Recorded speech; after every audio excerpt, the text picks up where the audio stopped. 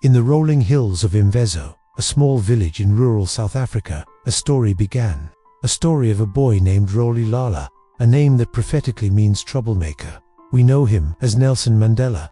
His early years were shaped by the traditions of his Dembu heritage, a childhood of simplicity and innocence, yet one that planted the seeds of a profound sense of justice. As he grew, the idyllic landscapes of his youth gave way to the harsh realities of a nation divided by apartheid.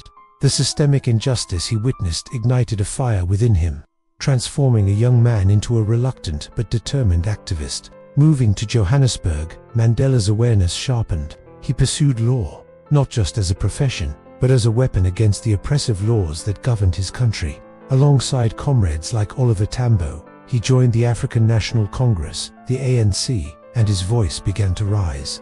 It was a voice that echoed in the streets, in halls, and in the hearts of the oppressed. He spoke of a South Africa that belonged to all who lived in it, black and white. This was a radical dream in a time of deep division, a dream that the apartheid regime was determined to crush.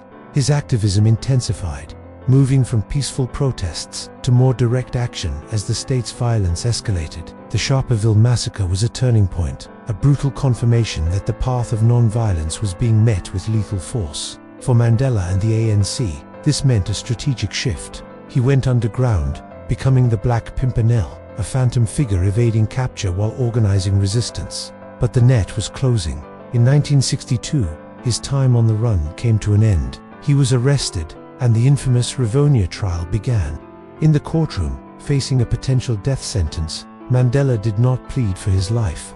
Instead, he delivered one of the most powerful speeches of the 20th century. He declared, "I have fought against white domination, and I have fought against black domination. I have cherished the ideal of a democratic and free society in which all persons live together in harmony and with equal opportunities.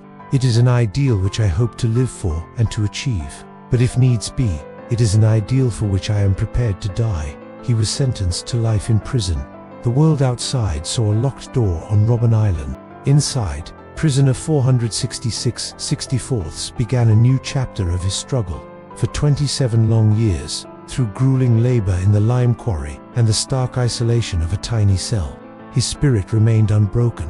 Prison was meant to silence him, to erase him from the world's memory.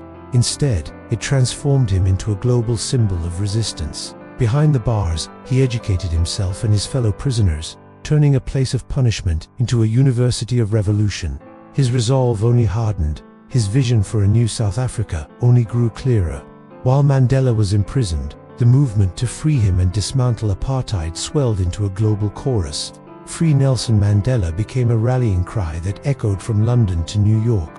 International pressure, sanctions, and unwavering internal resistance began to crack the foundations of the apartheid state. And then, on February 11, 1990, the world watched, holding its breath. Nelson Mandela walked out of Victor Verster prison, not as a broken man, but as a leader ready to guide his nation out of the darkness, his fist raised in a symbol of victory. His walk was long, and it was a walk to freedom. The transition was fraught with danger. The nation teetered on the brink of civil war, a tinderbox of decades of anger and fear. But Mandela chose a different path. He chose reconciliation over revenge, unity over division. He met with his former captors, not as adversaries, but as partners in building a new nation. His grace and moral authority were immense. He famously wore the Springbok jersey at the 1995 Rugby World Cup, a gesture that reached across racial lines and united a fractured country in a moment of shared national pride. He showed the world that forgiveness was not a weakness, but the ultimate strength. In 1994, South Africa held its first ever democratic elections, where all citizens, regardless of race, could vote. Millions lined up, some for days, to cast their ballot for the first time.